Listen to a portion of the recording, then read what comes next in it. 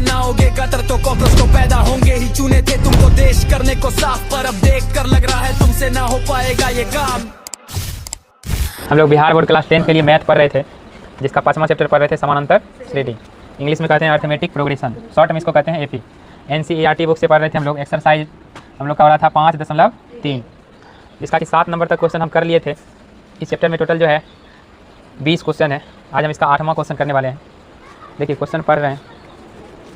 पहले उस एपी के प्रथम 51 पदों का योग ज्ञात कीजिए, जिसके दूसरे और तीसरे पद क्रमशः 14 और 18 है। दूसरा और तीसरा पद दिया हुआ है और 51 पद का योग पूछ रहा है नहीं? तो देखिए आज का हल करते हैं। जो दिया है पहले उसको लिख लीजिए।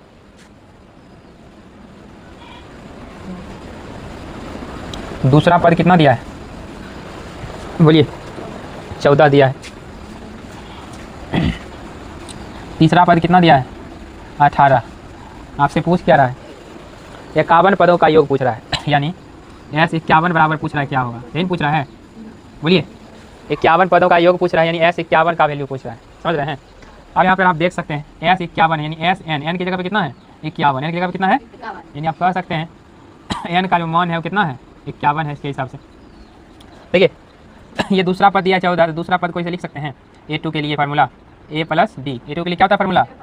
बराबर हो गया 14। देखिए एक समीकरण बन गया, नहीं बन गया? पहला समीकरण बनाए तो लिखिए इसको समीकरण 1।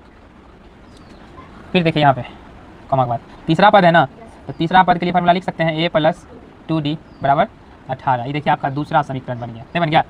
अब दोनों समीकरण को क्या कीजिए? घटा दीजिए। A से A कट जाएगा, D का मान निकल जाएगा।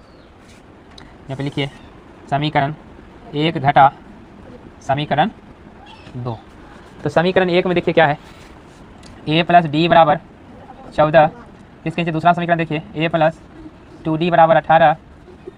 देखिए चूँकि घटा रहे नीचे वाले समीकरण का चिन्ह चेंज होगा। A प्लस में माइनस हो जाएगा, 2D प्लस में माइनस हो जाएगा, 18 प्लस में तो माइनस हो जाएगा। देखिए A प्लस में A माइनस में, A से क्या हो गया? कट गया। 2D देखिए माइनस में है, यहाँ पे D क्या है? प्लस में। ये घट जाएगा, प्लस माइनस माइनस होता है नहीं घटेगा। तो 2 को D में 1 को D घट जाएगा, तो 1 को D बचेगा। देखिए बड़ा संख्या का क्या है? माइनस, माइनस में D आएगा बराबर। अब देखिए 14 प्लस में है, 18 माइनस में, प्लस माइनस माइनस ये भी घट जाएगा। तो 18 में से 14 घटाइए तो 4 हो जाएगा। बड़ा संख्या का माइनस है, माइनस में 4 होगा। माइनस से माइनस कैंसिल हो गया, D बराबर कितना आ गया? 4।